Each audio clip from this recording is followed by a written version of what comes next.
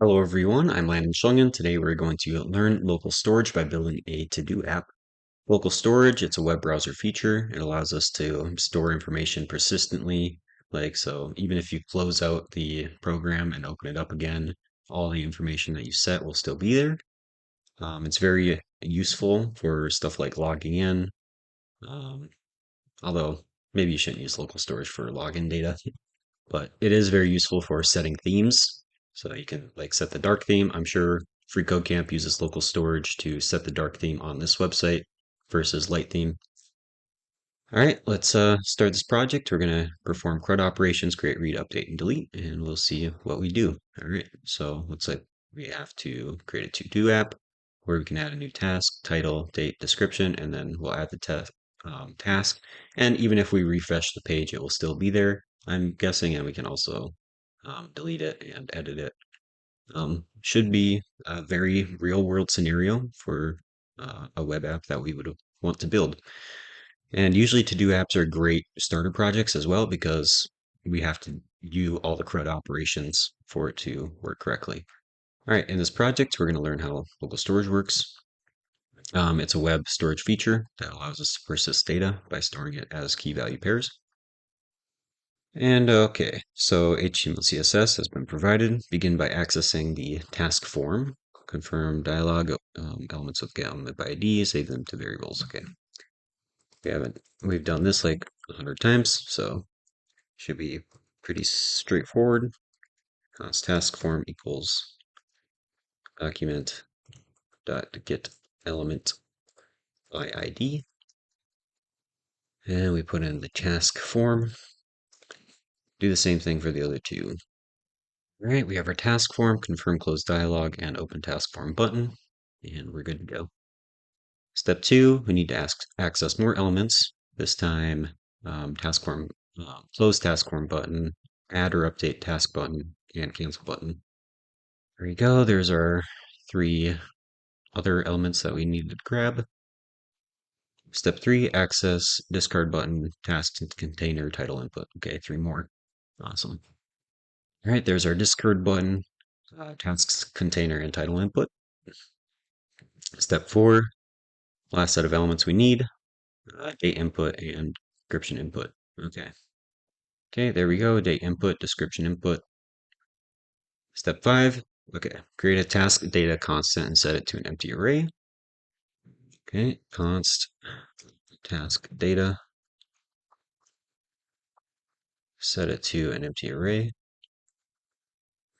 This array will store all the tasks along with the associated data that has title, due date, description. Use let to create a current task variable. Let current task and set it to an empty object. We'll use to track the state when editing and discarding tasks. Now you will work on opening and closing the form modal, as right now this button doesn't do anything. In earlier projects, we learned how to add and remove classes with class list add and remove. Another method is toggle. Toggle method will add the class if it is not present and remove it if it is present. An event listener to open task form button. Okay, open task form button dot add event listener for click and have an anonymous callback function like so. Inside the callback function, use class list toggle class list dot toggle on. Okay, what element are we grabbing though? On the task form. Okay, so task form dot class list dot toggle the hidden class. Now we can click on it and we'll see the form. And X will toggle it back. Maybe not. Oh, because it's a different thing that we're clicking on. So I'm guessing we have to add another event listener. Okay. A modal is an element that prevents all interactions with elements outside it until the modal has been dismissed. HTML dialog element has a show modal method. Okay, like so. Add an event listener to the close task form button. Close task form button dot add event listener. This one will also be clicked. Add a callback function. Inside the callback function, call the show modal method on confirm close dialog. Confirm close dialog dot show modal. This will display the modal with the discard and cancel buttons. Okay, so if I hit X here it has our modal, and we can either cancel or discard. All those buttons don't do anything now. Okay, perfect. If the user clicks the cancel button, you want to cancel the process. Okay. Add an event listener to cancel button element. Cancel button dot add event listener. Pass in click and an arrow function. For the arrow function, call the close method on this element dot close. Okay, so now if I hit cancel, then it closes it, although it doesn't do anything else. If the user clicks discard, oh yeah, that makes sense because we're just canceling that modal basically. But if we hit discard, then it will reset everything. Okay, so add an event listener to discard button. I'm just going to copy this. And it's going to be discard button here. And instead of close, we're going to toggle the hidden class. I think. Then use the close method. Oh, and we're going to close. Yeah. And we're also going to, whoops, what did I do here? We're also going to do the task form toggle. Yeah. Okay, copy this. Paste it down here. I think since it's multi-line like this, we have to use braces. So I'm going to put braces in between here. Since it's multi-line, that should be fine. Now that we've worked on opening and closing the modal, it's time to get the values from the input field, save them into the task data array, and display them on the page. So to start, we need to add a submit event listener to task form element. Okay, task form dot add event listener. I guess it's submit. And then the callback function takes E as the event parameter. Inside the curly braces, use e.prevent default. e.prevent default. And it stops the browser from refreshing the page. You'll need to determine whether a task being added to the task data array already exists or not. And we're going to use find index. What else do we have to do here? Okay, use const to declare a variable called data array index. Const data array index and assign it to the value of task data.find index. For the find index method, pass in an arrow function. Okay, with item as a parameter. Within the arrow function, check if the ID property of item is strictly equal to the property of current task. I'm actually going to remove the curly braces, and then I'm going to do ID property of the item. So item.id is strictly equal to the ID of the current task. So current task.id, I think. Yeah, that's perfect. When a user creates a task, it should be saved in an object. So we need to create a const variable called task object and assign it an empty object. Then below that, add a console statement that logs it.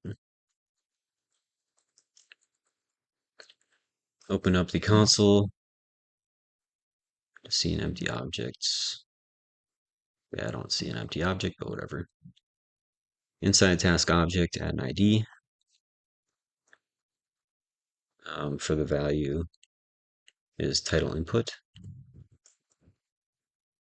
To see the new results, click on Add New Task button, then add a title, and click Add Task button. ASDF, Add Task. Where's the Add Task button? There it is, Add Task. And there's the ID is empty. This does not work. Use the value of the title input. Oh, title input dot value. Okay, there we go. The user should be able to input a title with upper and lowercase letters, but for the ID, the value should be all lowercase. So we can create a lowercase with this. To see the new result, click on the Add New Task button. Wait, no, update title input dot value to use lowercase. Okay.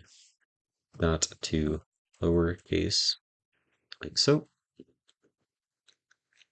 Right now, your ID value is a lowercase string. The final result should be a hyphenated string. Start by chaining the split method to this. Okay, dot split.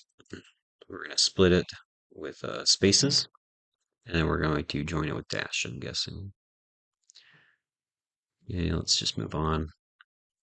I don't really want to test every single time. Now we can use join. Dot join is going to be with the hyphen. Great. So now it makes walk dog turn into walk dog like that. So one last thing we need to do to make this ID unique. But first, place the entire value below inside an embedded expression. Okay, the entire thing inside $sign embedded expression. We're going to wrap it with backticks like that. And then, okay, and then move on. And then for this challenge, we have to, okay, maybe not. To make the ID more unique, add another hyphen and use date.now. Okay. We're making an ID, right? An ID. So we're going to add date.now somewhere. Where? Just at the end? Wait, wait, what do they want here? You should add date.now to the start. Dash date.now? Dash $sign date.now? Date.now dash? That would make more sense. Dash date.now dash? I don't get what they want here. Oh, okay. Let's actually put this at the end. I think that's what I have to do. Control X. Well, yeah, let's try that. Let's take this date.now, do a hyphen here. Yeah, I think it has to go at the end, actually, because we're adding it to this part. See if that works. Oh, finally. It has to go at the end, not the beginning. Okay, now it's time to add the remaining properties to the task object.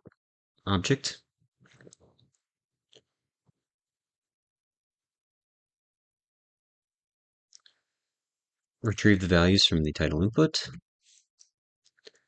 and then save them to properties title, date, description of task objects. So task object dot title equals title input. Task object dot date equals date input.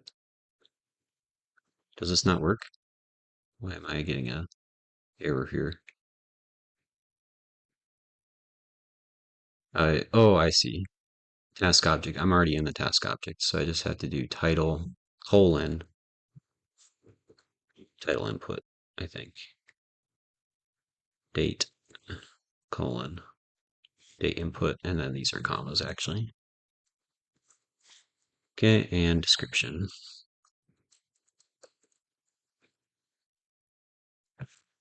description input. Okay, that does not work. Title key, title input dot value. Okay, I need to add dot value on these ones. Control and Alt. Dot value.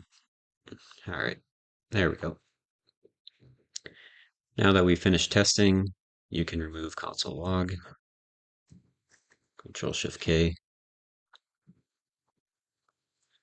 Now that we have obtained the values from the input fields and generated an ID, we want to add them to our task data array. Create an if statement with the condition data array index equals 1. If this, then use the unshift method to add the task object to the beginning of task data array. Task data 0 equals task object dot unshift array dot unshift. I'm not sure if that works. Wait, no. Task data dot unshift.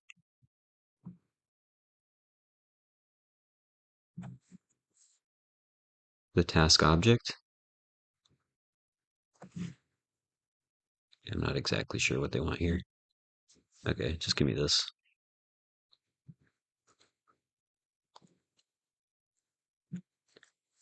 Task data unshift task object. Okay, yeah. Now that we have saved the task in the task data array, you should display the task on the page by looping through it. All right, so use for each on task data. Then destructure the ID title, date, description. Okay. Into an arrow function, don't return anything yet. Use arrow syntax. I did, okay. For the callback function, inside the callback function, use an addition assignment to set the inner HTML of tasks container to empty backticks. Then why is this not working? .inner HTML. Again, do I have to like return or something? Remove these. Okay, that does not work.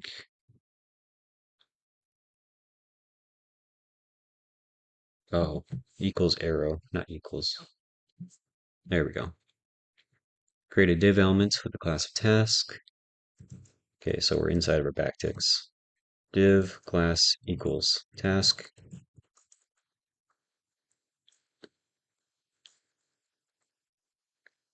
Set the ID attribute of the div to the ID you destructured. ID equals $. Also, I need parentheses. Not parentheses, quotes. ID. Okay. There we go. Create a P element and use template strings to set its content to the title you destructured. Okay. So $, we have title /p. Right before the content of the P element, create a strong element. Right before the content of the P element, we need strong. For title, like so. Okay, I think that's right. Yes, it is. Similarly to the previous step, create another P element and interpolate the date. So $, date. and create a strong element before that with a date in there. Okay, so we need date or strong date and the strong. Okay, there we go. Create one more p element and interpolate description.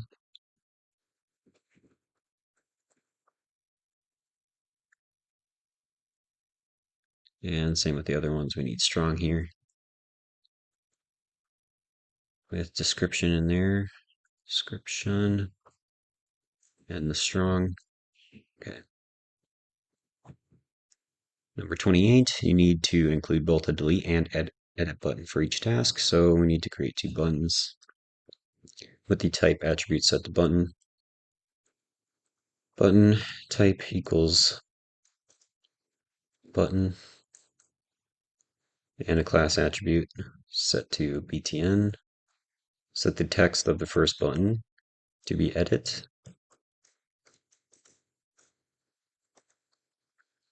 And the text of the second button to be delete. Okay, so bring this down one. This has to be delete. Okay, I think that's good.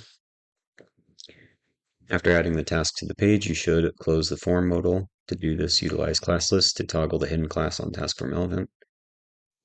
Task form.classList.toggle hidden. Okay, move on. If you attempt to add another task now, you'll notice that the input field retained the values you entered for the previous task. To resolve this, we need to clear the input fields. Okay. Instead of clearing them one by one, it's good practice to create a function that handles the clearing. So we need to create a reset function, const reset.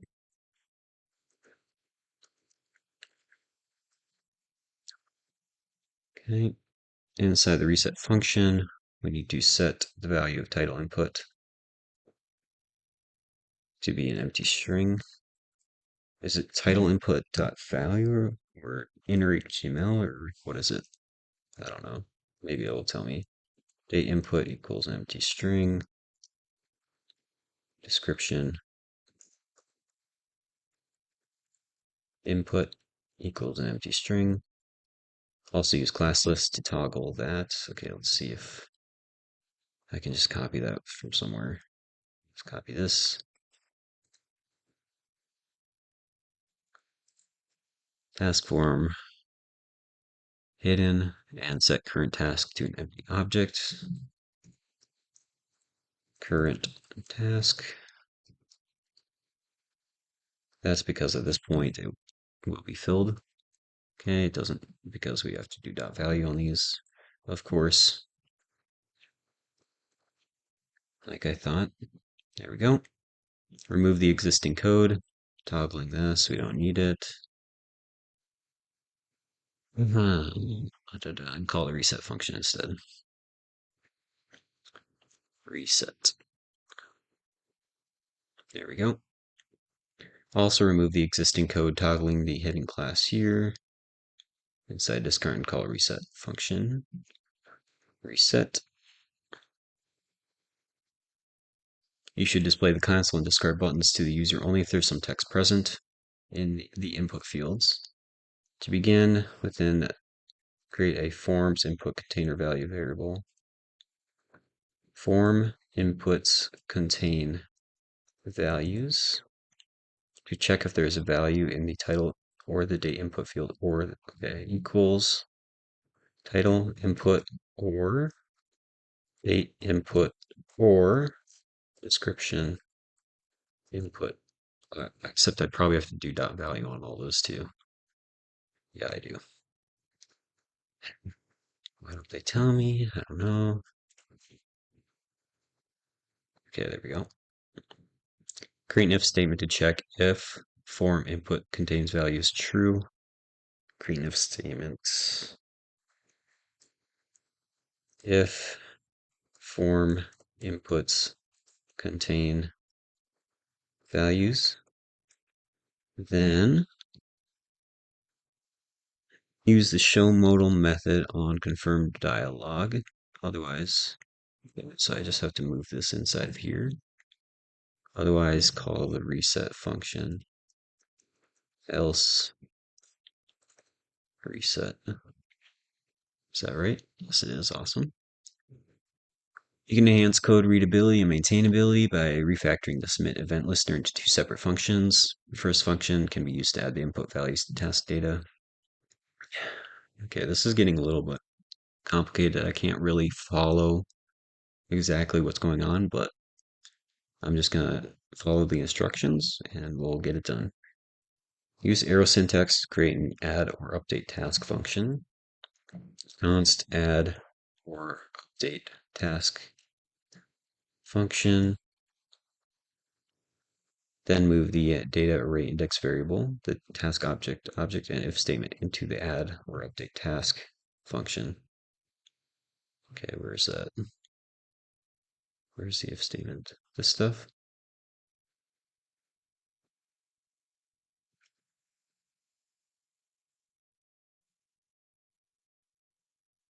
No.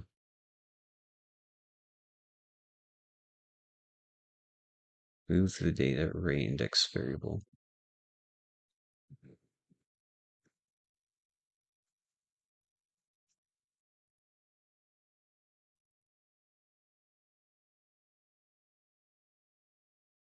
Oh, right here. The submit function, right? The submit event listener.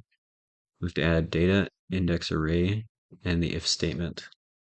So all this stuff. So control X and bring it up into this function. Is that right? Yes, awesome. Use arrow syntax to create an update task container function. Update task container. Then move the task data.forEach to there. Okay, so where's our submit function? Here it is. We're going to move our task data.forEach right here. Control X. And we're going to move it into this function. Check that. It doesn't work. Oh, why doesn't it work? And its content into the update task container function. Okay, something with a brace is off, I'm pretty sure. Otherwise, this wouldn't be screaming at me. This for each needs to have something in here. Okay, I just had to add a curly brace in parentheses. I think that's right now. Yes, okay. Inside the add or update task function, call the update task container and reset functions. Inside, okay, are we in that function? Yes, we are. Okay, so we can call these functions update task container and reset. Check that and move on. Now remove the reset function. Okay. And call the add or update task. Update task. Okay. There's a problem if you add a task and then add another, the previous task gets duplicated. So we need to set the inner HTML of tasks container back to an empty string. Move on. 41, to enable editing and deleting of each task, add an on-click attribute to both buttons. On-click equals some different functions. First one is going to be edit task, this, and the next one is delete task. This is a keyword that refers to the current context. In this case, this points to the element that triggers the event, which is the buttons. Okay, cool. Create a delete task function using arrow syntax. Pass the button element as a parameter. And define an empty set of curly braces. You need to find the index you want to delete. Create a data array index variable. Sets value to the find index. Pass an item. and do an arrow function. Within the callback, check if the ID of the item is equal to the ID of the parent element, button L.id. Okay, I think this is wrong, but we'll check it anyway. Data array index and set it to task data find index. Whoops, I have to do task data dot find index here, and then button L dot parent element. Okay, yeah, kind of thought it was like that, but wasn't sure. We need to remove the task from the DOM using remove and from the task data array using splice. Splice is an array method that modifies arrays by removing, replacing, or adding elements at a specified index. So here they have an example. If we do fruits.splice 1, 2, that would be date and cherry, right? They get removed and it gets put into this variable. Okay, use the remove method to remove the parent element of the button element. Okay, so button L dot parent element dot remove, I think.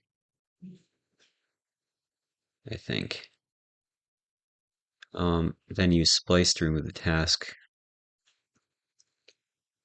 from task data dot splice. Pass in data index and 1 as arguments. Data array index and 1. Data array index is the index to start, and 1 is the number of items to remove. Okay, so in this case, we start at 1, which is date, and then we remove 2 items, which would be date and cherry. It's not saying remove items 1 and 2. Yeah, okay, yeah, we get it now, and that is correct. Awesome. Use arrow syntax to create an edit task function. Edit task. Pass in the button element as a parameter and empty curly braces. Button L. Okay, how far along are we? 68% complete. As you did in the delete task function, kind of do the same thing, I'm sure. I'm just going to copy this. For its value, utilize find index. Okay, except these 2 items can get removed. Use square bracket notation to retrieve the task to be edited and assign it to current task equals task data array index. Okay, check that if that's right. Yes, it is. Step 48, the task to be edited is now in the current task object. Okay. Stage it for editing inside the input fields by setting the value of title input to current task title. Okay. Title input equals current task title. And then we have the input equals, although we have to do dot value, don't we? Pretty sure. The values equals current task dot date. And then description input, current task description. I'm just going to copy and paste this. Equals value. All right, let's move on. Set the inner text of the add or update task button to update task. Cool. Add or update task button inner text equals update task. Okay, move on. Finally, display the form modal with the values by using class list to toggle. So task form dot class list dot toggle hidden. Okay. Move on. At this point, editing a task won't reflect when you submit the task. To make the editing functional, go back to the if statement. Inside add or update task, I'm guessing it's this one here. create an else block and set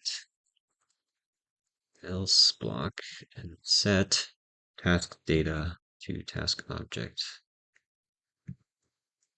Okay, equals. Okay, cool. If the user attempts to edit a task but decides not to make any changes, there's no need to display the modal with the cancel and discard buttons. So inside the close task form button event listener, use const, create another variable called form, input values updated, check if the user made changes while trying to edit a task by verifying that title input value is not equal to current task.title. Okay, so we have to do a bunch of like or statements. So title input.value is not equal to current task.title, or date input not equal to current date. Okay, let's just grab this. Delete this. It's not equal to dot value here. And then same with this one, description input. It's not equal to that. What value? It's not equal. Okay, check if that's right. Yes, it is. Cool. Now add form input values updated as a second mandatory condition using the AND operator. Form input values updated. Okay, move on. Local storage offers, finally we get into local storage. Finally. It offers methods for saving, retrieving, and deleting items. The items you save can be of any JavaScript data type.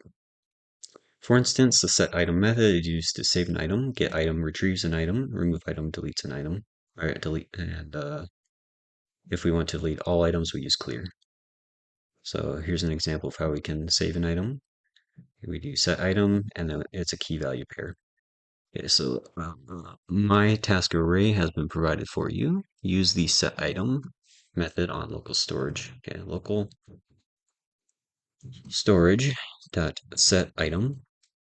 The key will be data, and we'll use my task array. After that, open your browser console and go to the applications tab. Okay, so if I inspect and I go into application and I go into local storage, FreeCodeCamp, here we have data, and it just shows object. It doesn't show like the details of it, which is kind of annoying. But I think that's the one there. Okay, let's see if this works. It does. If you check the application tab, yeah, we see object. That's because everything needs to be in string format. So we have to use JSON.stringify. So we're going to do JSON.stringify and pass in my task array. Okay, and now when we check local storage again, in application, yeah, here we see task walk the dog, date, task read some books. Okay, that seems to work just peachy. Now that you have the my task array saved in local storage correctly, you can retrieve it with getItem. So use getItem, local storage getItem, and we grab the data, right? And assign it to the variable of get task array, const get task array, then log it to see the results. Console.log get task array. Check our console, and there we have all of our data. Beautiful. Beautiful. Move on. The item we retrieve is a string, but we have to turn it back into an object. Do that with JSON.parse. Use the item to retrieve the my task array again. Okay. Local storage get item. Grab our data. This time, wrap it inside JSON.parse. So we're going to wrap this inside JSON.parse and assign it to the variable get task array object. Const get task array object and log it to the console. Console.log get task array object, and then open up the console, see the differences. Can't really see that much of a difference, honestly, but this one is just one line, I suppose. Okay, let's move on.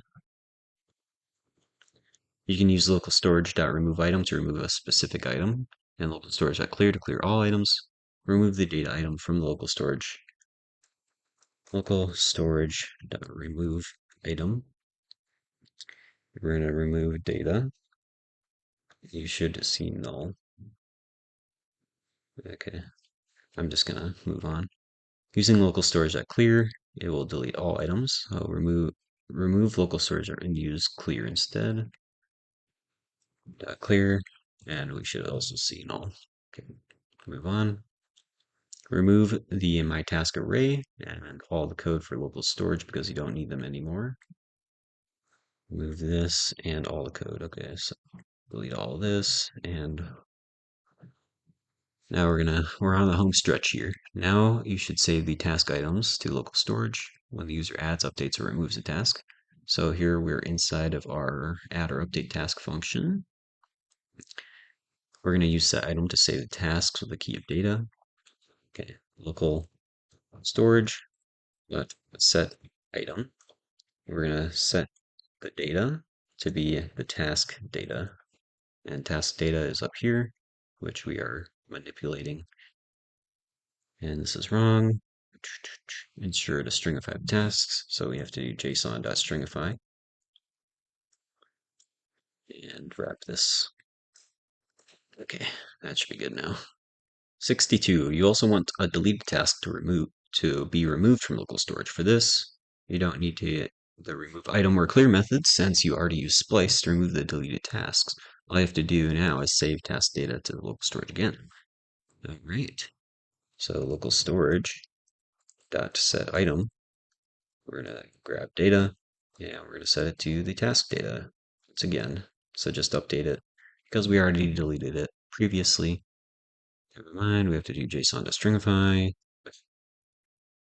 I keep forgetting that. Okay, now it should be good. Yes. 63, if you add, update, or remove task, it should reflect in the UI. However, that's not happening. To do this, we need to modify our initial task data to be an empty array. So set task data to the retrieval of data from local storage. Okay, local storage dot and get item data, and we're going to make sure to use json.parse. Wrap it with that. Okay, I think this should be good. No, it's not. Or an empty. Okay. So if it's not there, then just have it be an empty array. You've retrieved the task items now, but they still don't reflect in the UI. However, they appear when you add a new task. You can check if there is a task inside task data using the length of the array. Okay. And 0 is false. In that example, if array has a length greater than 0, then it will run. If not, okay. Check if there's a task inside task data. If task data.length, then call the update task container function. Move on. If you try to add a new task, edit task, and then click on the add new task button, you will notice a bug. The form button will display the incorrect text of update task instead of add task. To fix this, you'll need to assign the string add task to add or update task button dot inner text equals add task. And with that, we've completed the project. Yay!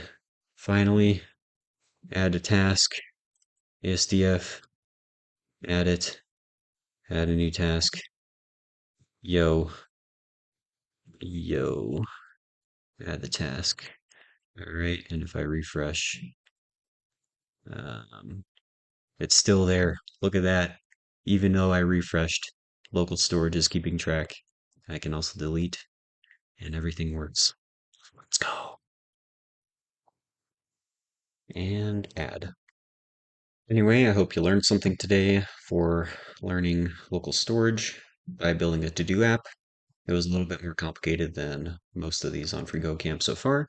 The next challenge we have is learn recursion by building a decimal to binary converter, and this challenge is long. It's got 109 different problems on it, so I don't know, should be a long video. Anyway, I'll see you in that one. Peace out. Bye.